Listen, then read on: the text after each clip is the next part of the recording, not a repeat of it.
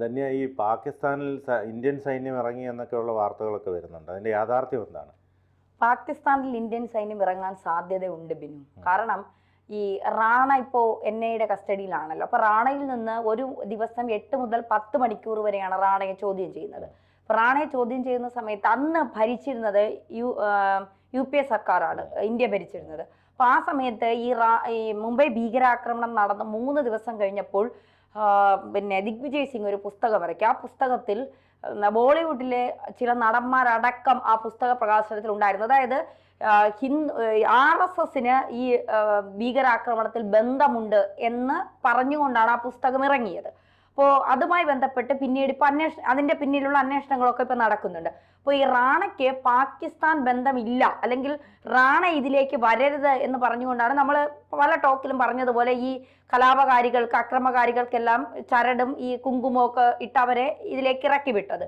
അപ്പൊ പിന്നീട് അജ്മൽ കസബിനെ കിട്ടിയപ്പോഴാണ് അജ്മൽ കസബ് വഴി റാണയുടെ പേരും, റാണ എന്നല്ല തഹാവൂർ ഹുസൈൻ റാണ, അങ്ങനെ തന്നെ നമ്മൾ പറയണം, തഹാവൂർ ഹുസൈൻ റാണയുടെ പേരും ഈ ഹെഡ്ലിയുടെ പേരും അതല്ല, ഗിലാനി എന്നാണ് അയാളുടെ കുറച്ച് പേരൂടെ ഉണ്ട്, ഒരു മുസ്ലിം നാമധാരിയായ പേരാണ്. പിന്നീടാണ് അയാൾ ഹെഡ്ലി എന്ന പേരിൽ അറിയപ്പെട്ടു തുടങ്ങിയത്. അപ്പോ അയാളുടെയും കൂടി പങ്കാളിത്തം മനസ്സിലാക്കാൻ സാധിച്ചത്. ഇതിൽ ഏറ്റവും പ്രധാനപ്പെട്ട കാര്യം ഈ റാണ എന്ന് പറയുന്നയാൾ ഒരു പാകിസ്ഥാൻകാരനാണെന്നും പാകിസ്ഥാനിൽ ജനിച്ചു വളർന്ന ഒരാളാണെന്നും പാകിസ്ഥാനിലെ നയതന്ത്ര പ്രതിനിധിയാണ് ഈ റാണയുടെ അച്ഛനാണെന്നുള്ള കാര്യവും, ഈ ഹെഡ്ലിക്കും ഇയാളും തമ്മിൽ സ്കൂൾ മുതലെയുള്ള സുഹൃത്തുക്കളാണെന്നും ISIയുടെ ഭീകര പരിശീലനം കിട്ടിയവരാണ് ഇവർ രണ്ടുപേരും എന്നും ആർമി ഡോക്ടറായിരുന്നുവെന്നും അറിഞ്ഞു വെച്ചുകൊണ്ട് എങ്ങനെയാണ് മുംബൈയിൽ വ്യവസായം തുടങ്ങാൻ ഹെഡ്ലിക്കും റാണയ്ക്കും ഇവിടുത്തെ വിദേശകാര്യ മന്ത്രാലയം അനുമതി നൽകിയത് എന്നുള്ളൊരു ചോദ്യമാണ് NIA ഇപ്പോൾ ചോദിക്കുന്നത്.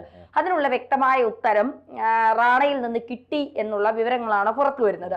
പാകിസ്ഥാനുമായി റാണയ്ക്ക് നല്ല ബന്ധമുണ്ടായിരുന്നു. ഈ മുംബൈ ഭീകരാക്രമണം കഴിഞ്ഞതിന് ശേഷം റാണ പോയത് പാകിസ്ഥാനിലേക്കാണ് എന്നും പാകിസ്ഥാൻ റാണയെ സംരക്ഷിക്കുകയും ചെയ്തു. പിന്നീടാണ് റാണ പിടിയിലാവുന്നത്, അമേരിക്കൻ കോടതിയിലേക്ക് എത്തുന്നതും അവിടെ ജയിൽ കഴിയുന്നതും. ഹെഡ്ലിയും അങ്ങനെ തന്നെയാണ്.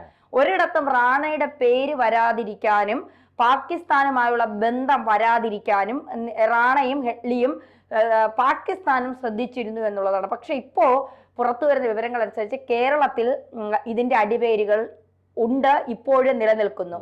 അതിന്റെ ഒരു തെളിവാണ് പിന്നെ എടപ്പാടി പളനിസ്വാമിയെ കൊല്ലുമെന്നും പാലക്കാടും തൃശ്ശൂർ RD ഓഫീസുകൾ ബോംബ് വെച്ച് തകർക്കുമെന്നും പറഞ്ഞുകൊണ്ട് വരുന്ന ഇയാളുടെ അനുയായികൾ കേരളത്തിൽ ഉണ്ട് എന്നതിന്റെ തെളിവാണത്. ഇന്ത്യയിലും ഇയാളുടെ അനുയായികൾ ഉണ്ട് എന്നതിന്റെ പല തെളിവുകളും NIAക്ക് കിട്ടിയിട്ടുണ്ട്. ആലുവക്കാരൻ ഇപ്പോ NIAയുടെ കസ്റ്റഡിയിലാണെന്ന് പറയുന്നു. അങ്ങനെ എനിക്ക് തോന്നുന്നു പാകിസ്ഥാൻ കഴിഞ്ഞാൽ റാണയ്ക്ക് ഏറ്റവും കൂടുതൽ വേരുകൾ ഉള്ളത് കേരളത്തിലാണ്. ഇപ്പൊ ഒരു ജഡ്ജിയുടെ പേര്, ഒരു മുൻ DIG ആയിരുന്ന ഒരാളുടെ പേര്, പിന്നെ ഈ റാണയുടെ ഡയറി പരിശോധിച്ചപ്പോൾ ആ ലിസ്റ്റിൽ നിന്ന് കേരളത്തിലെ ഒരു DIGയുടെ നമ്പർ ഉൾപ്പെടെ പേരുൾപ്പെടെയുള്ള കാര്യങ്ങൾ കിട്ടിയിട്ടുണ്ട്. ഒരു നടിയുമായി റാണയ്ക്ക് ബന്ധമുണ്ട് എന്ന് പറയുന്നു. അതിന്റെ വിശദ വിവരങ്ങൾ കിട്ടിയിട്ടുണ്ടെന്ന് പറയുന്നു. 23-ാം തീയതി ബുധനാഴ്ച റാണയെ കൊച്ചിയിൽ എത്തിച്ച് തെളിവെടുപ്പ് നടത്താൻ, കാരണം മറ്റ് സംസ്ഥാനങ്ങളിലേക്ക് പോകുന്നതിനേക്കാൾ കൂടുതൽ അന്വേഷണത്തിന് കൂടുതൽ പിന്നെ കാര്യങ്ങൾ കിട്ടുന്നത് കേരളത്തിൽ നിന്നാകുമെന്ന് അന്വേഷണ ഉദ്യോഗസ്ഥർ വിശ്വസിക്കുന്നുണ്ട്. കാരണം കൂടുതൽ തെളിവുകൾ പിന്നീട് പാകിസ്ഥാനാണ്. ഇപ്പൊ പാകിസ്ഥാനിൽ നമുക്ക് പോയി ഇയാളെ കൊണ്ടുപോയി ചോദ്യം ചെയ്യലൊന്നും നടക്കാത്ത കാര്യമാണ്. അതിന് ഒരുപാട് നിയമവശങ്ങൾ ഉണ്ട് എന്നുള്ളത് കൊണ്ട് അത് നടക്കില്ല.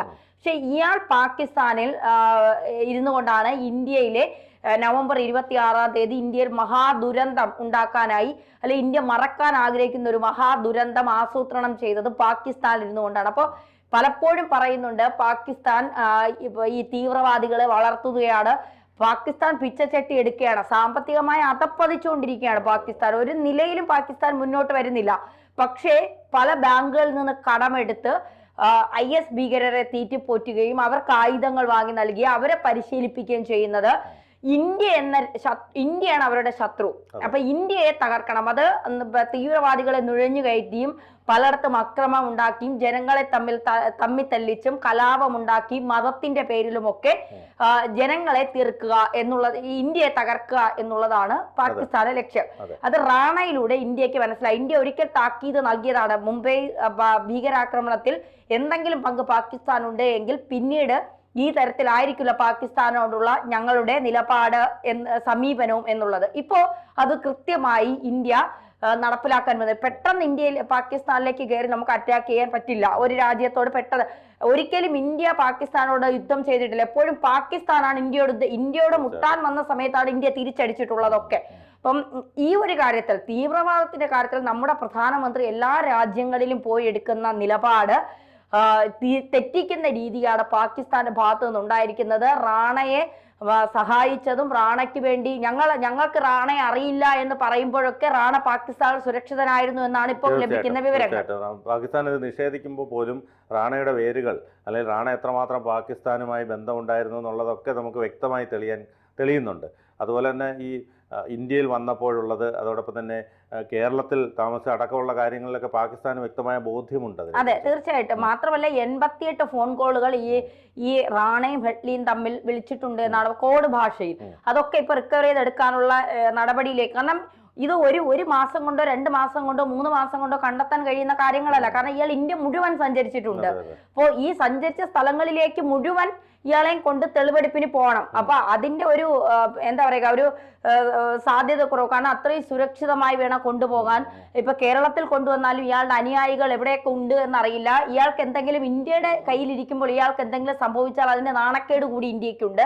അത് വലിയ രീതിയിൽ പ്രതിപക്ഷത്തിന് ഇന്ത്യയെ കേന്ദ്ര സർക്കാരിനെ ചൊറിയാനുള്ള ഒരു അവസരമായി, ആയുധമായി ഒക്കെ അവരെടുക്കും. അപ്പൊ അതുകൊണ്ട് അത്രയും സുരക്ഷിതത്വത്തിൽ അത്രയും കാര്യങ്ങളിൽ മാത്രമേ ഇയാളെ പുറത്തിറക്കാൻ കഴിയൂ. ഇപ്പോൾ അതീവ സുരക്ഷിതത്തോടെയാണ് തിഹാർ ജയിലിൽ ഇട്ടേക്കുന്നത്. കല്ലറയ്ക്കകത്ത് വെളിച്ചം കയറാവുന്ന, കാരണം നിലനിൽപ്പില്ലാതെ വന്നപ്പോഴാണ്, അതായത് ഒരു തരത്തിലും സത്യം മറച്ചു വെക്കാൻ കഴിയില്ല എന്ന് വന്നപ്പോഴാണ് ഇയാൾ ഈ കേരളത്തിൽ ഒരു ജഡ്ജിയൊക്കെ പിന്നെ സംസാരിച്ചു, ഫോൺ വിളിച്ചു എന്നൊക്കെ പറയുമ്പോൾ നമ്മളൊന്ന് ആലോചിച്ച് നോക്കണം.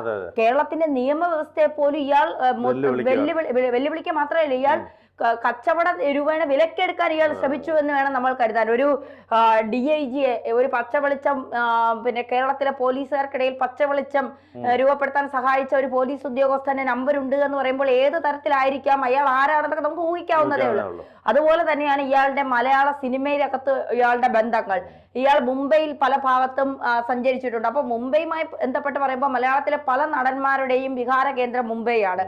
അപ്പോൾ ഇതുമൊക്കെ ആയിട്ട് ബന്ധപ്പെട്ട് വരുമ്പോൾ അവസാനം മലയാള സിനിമ മുഴുവൻ റാണയുടെ പിടിയിലാണോ, അല്ലെങ്കിൽ കേരളത്തിലെ പല PFI നിരോധിത മേഖല പിന്നെ സംഘടന PFIയിലെ നേതാക്കളുമായ റാണയ്ക്ക് ബന്ധമുണ്ടോ, അങ്ങനെ ഇനി നിരോധിക്കപ്പെടണമെന്ന് പറയുന്ന സംഘടനയുടെ നേതാക്കളുമായി റാണയ്ക്ക് ബന്ധമുണ്ടോ, അങ്ങനെ ചോദ്യങ്ങൾ ഒരുപാടാണ്. ഇതിൽ പാകിസ്ഥാന്റെ പങ്കാണ് ഏറ്റവും കൂടുതൽ ഇന്ത്യ പരിശോധിക്കുന്നത്. പാകിസ്ഥാൻ ഇതല്ലാതെ റാണയോട് ഇന്ത്യയിൽ മറ്റേതെങ്കിലും ആക്രമണം നടത്തണമെന്ന് പറഞ്ഞിട്ടുണ്ടോ, അങ്ങനെ എന്തെങ്കിലും ആസൂത്രണം നടത്താൻ റാണ തയ്യാറായിട്ടുണ്ടോ, അങ്ങനത്തെ കാര്യങ്ങളെ കുറിച്ചാണ് കൂടുതലായി ഇന്ത്യ അന്വേഷിക്കുന്നത്. അങ്ങനെയാണെങ്കിൽ പാകിസ്ഥാനെതിരെ ശക്തമായ നിയമ നടപടിക്ക് ഇന്ത്യ ഒരുങ്ങുമെന്നുള്ള കാര്യത്തിൽ സംശയം വേണ്ട.